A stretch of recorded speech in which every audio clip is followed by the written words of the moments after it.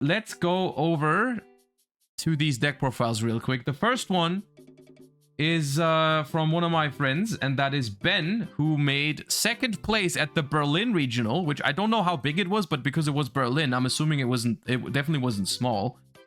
He made second place at the Berlin regional with Sky Striker Orcust, like it's 2019. Hi guys, welcome to the Raid Trade channel. It's Ben. Today I got second place at the Berlin regional. Okay, so that's we had big. 259 players, I believe. We played 9 rounds of Swiss. I went 8-1, and I played Sky Striker Orcust. Just right out of the ban list, we got Hard Power to 3 and Engage to 3. So I figured I'd give it a try, and I had decent experiences testing. Lower the volume? Oh, okay, my bad. It like this, so I thought I'd just bring it to the tournament, and it went extremely well. Yeah, let's just get right into the deck profile.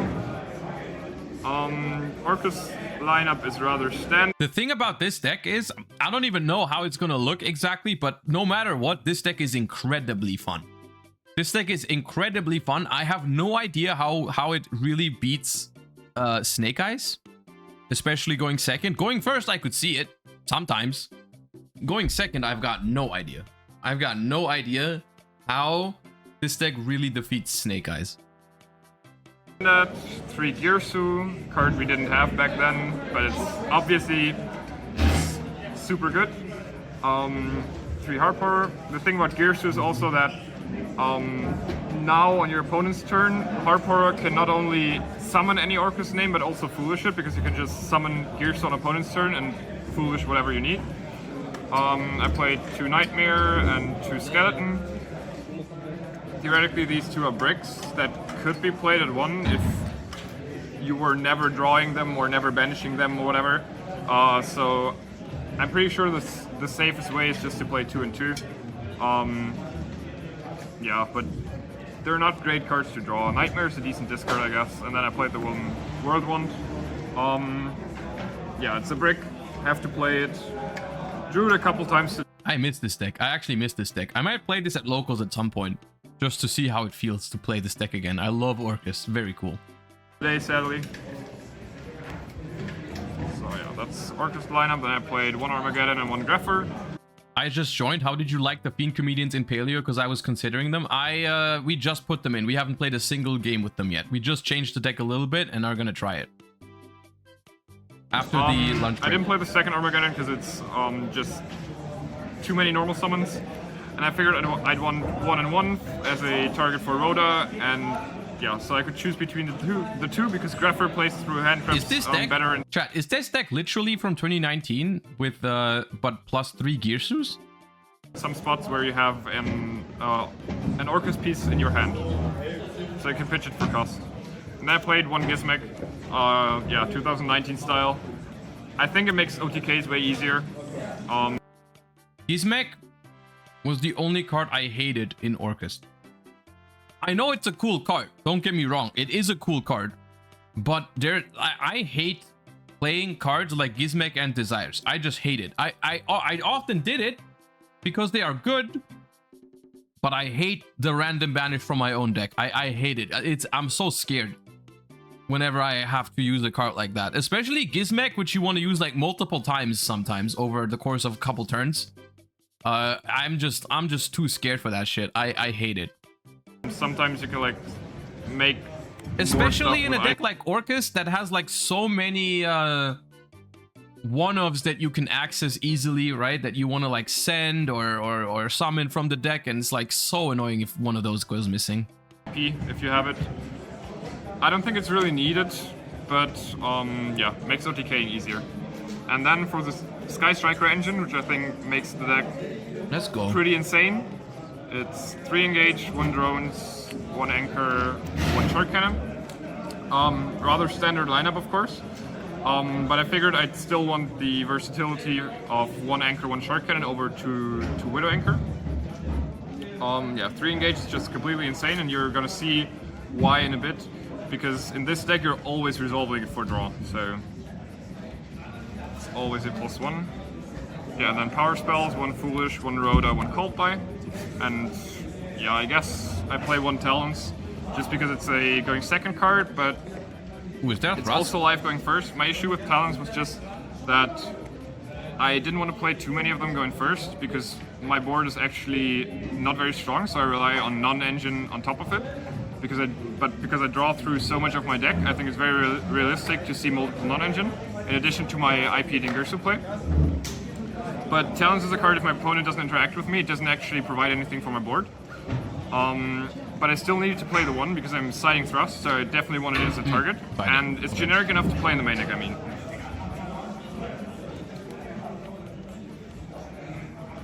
Yeah, for non-engine, so to speak, 3 Droplet, 2 Chalice, it's extremely low count of There was no hand traps, right? non-engine. The good thing is that the striker cards kind of work as non-engine as well, because they break boards, they also pose interruptions going first. But I think Droplet is just the best one synergy-wise with your Orcust cards, and it also hits a lot of the meta right now. It's okay against Snake Eyes, and it's very good against Voiceless, which is a problem for the striker cards, of course, because you can't bait the Voiceless cards with Chalice and Droplet that well. So yeah, only spells as non-engine, of course, to maximize draw power. I think in this deck you don't really... Chalice feels way too weak. Kind of. I get what you mean. At the same time, having played the power spell Snake Eye list with engages, I can kind of see wanting to just throw an extra spell in there that does something. You know, just give me a spell that does something. That's my 3rd spell in the graveyard easily, right? So I can definitely see it. The question is, how often are you actually using Chalice when you couldn't just use Widow Anchor, right? Because Widow Anchor in theory is like searchable and all that, and you could play more Widow Anchors instead of Chalice, which often does the same thing. But then also sometimes like you normal summon and then they do something that you want to Chalice. So I can definitely see it. Need hand traps. There's the Omega combo in Snake Eyes, yes. So there's reason to play hand traps, definitely. But I think the board is still breakable if you open a very good engine hand and 4 cards. Yeah, then the 1 Bobble. I didn't play Crescendo. I don't think it's needed. It's just too bad going second. I think the game has evolved too far. So I don't think we can play these kind of counter traps if we don't need to. And being able to set up this as an interruption most of the time is just good enough. So I tend to agree with that idea.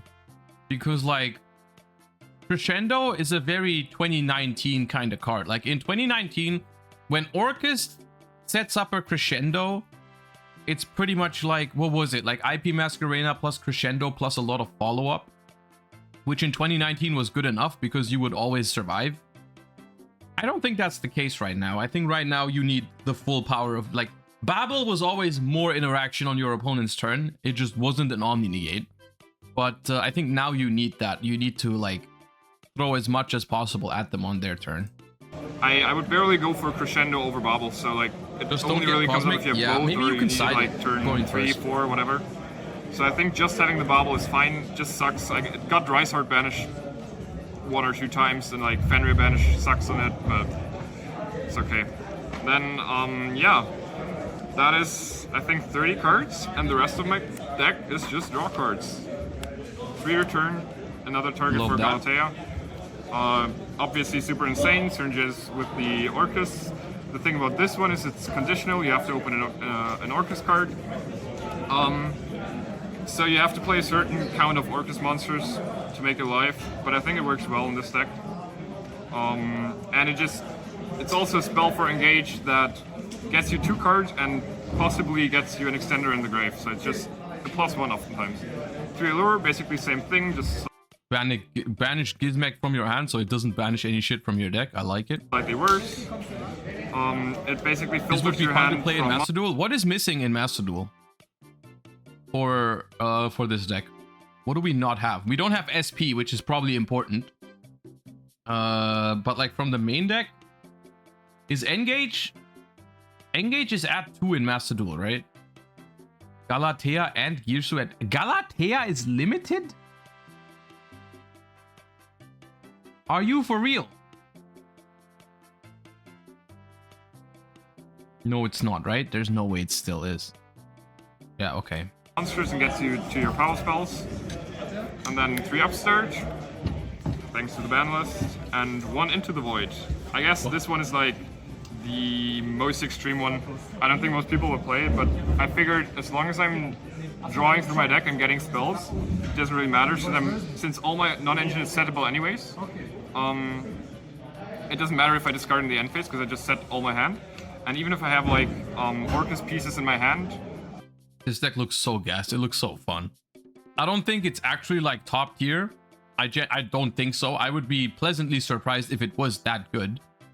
But it looks so fun. They're just as good in the grave usually. I think the only downside would be if you open an additional normal summon to your play.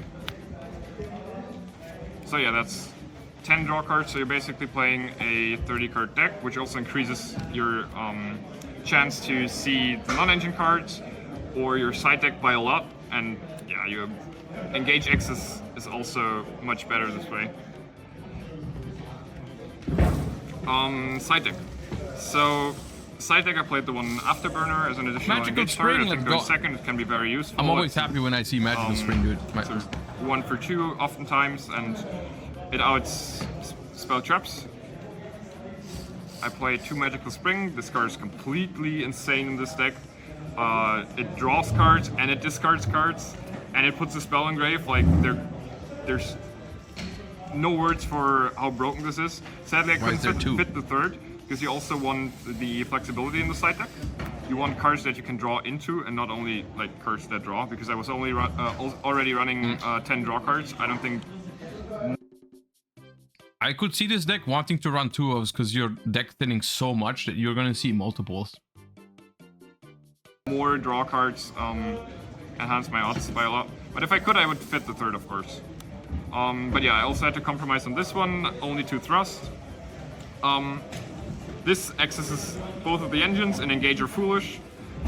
And it's almost always live if you start playing into their board. So, but I only purely sided going second, because I didn't want to run more normal traps to side for going first. I don't think it's reliable enough, because it's also, if you run it going first, it's also non-engine that doesn't add anything to your end board unless your opponent interacts, and my end board is by far not an FTK. 1 Herald of the Abyss, thrust target for Pearly or Tower stacks. 1 Change of Heart. It's very strong into Snake Eye right now without the Omni Negates, and it's also target for thrust. If you don't want to Talons, I guess. Feather Duster. I don't think you have to say anything about that. It's also thrust target. 1 Evenly, same thing. Very strong against Kashtira. And a few other decks. It's actually not bad versus Snake Eyes as well right now, because of the Omni Negates that are gone. And then the rest of my side deck is Floodgates. It's 3 Grave of the Super Ancient Organism. This card is a Floodgate against Kashtira, and also against Voiceless, and also against Branded mainly. My Branded matchup is absolutely terrible because I'm not running any hand traps. So I decided that this would be the card, because you can side it going first and second, and unless they have some kind of back removal, you just win. Because they would usually, if they play against you, most people just autopilot Puppet Lock. So they probably won't have Chimera set up as well. So you just set this, flip it, and they need some kind of back removal, which is very unlikely that they would have going first against a deck what they believe to be a combo deck. And then 3 Mistake Arrest. This card was the absolute MVP today. Every time you flip it going first, you win. Against any deck that doesn't lose to back row removal, there's almost no deck that can play very well under this. So this paired with like any interruption usually ensures you survive. And because your grind game is so good, if you stop them from completely exploding during turn 2, you will often win turn 3 on the crackback. Then for alright, show extra deck, don't show Floodgates. Just 1 Kagari, no Shizuku.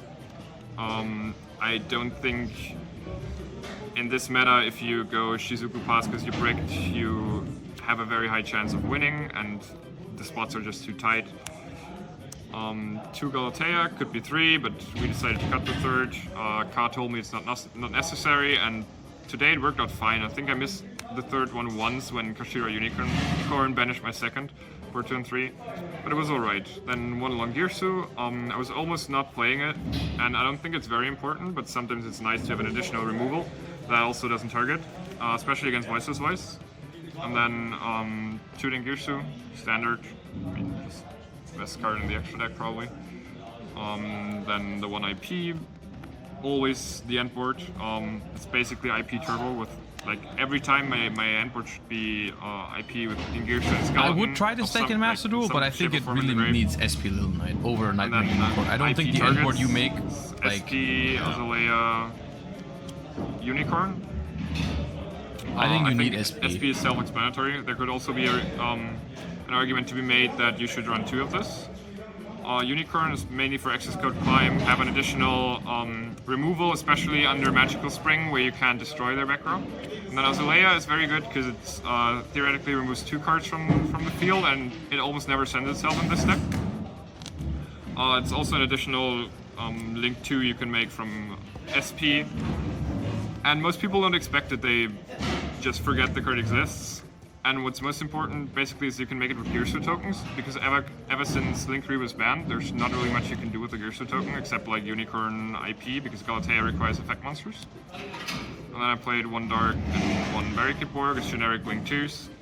Dark just to Link Climb, and Barricade Borg is to unbrick if you open like some, like, basically it's mainly for Nightmare if you have Hornet Drones access. So you just go Hornet Drones, Kagari Epic Hornet Drones, Link to Barricade Borg, discard the Nightmare, and then you can play. And then, yeah, 1 access code and 1 Zorobarus.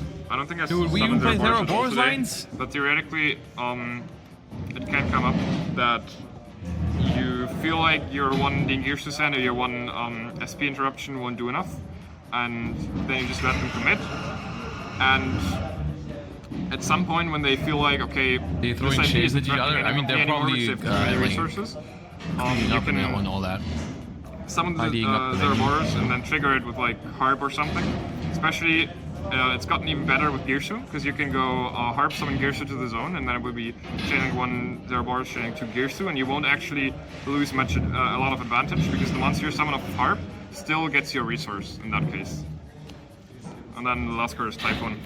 It's good that it's dark, based. so I mean, you can make it under your arm. As soon as SP comes out in Master Duel, I might try this deck. It looks very fun. Maybe I'll even take it to locals once. I kind of missed this deck. I really liked playing Orcust in 2019. Like I said, my first impression is I don't think it's actually that good. But it's fun, and I'm glad it's at least viable, right? Because even if it's not the best deck, getting second at a big regional with it is definitely like a sign that you can play it. It's playable, right? And that's something I'm happy about.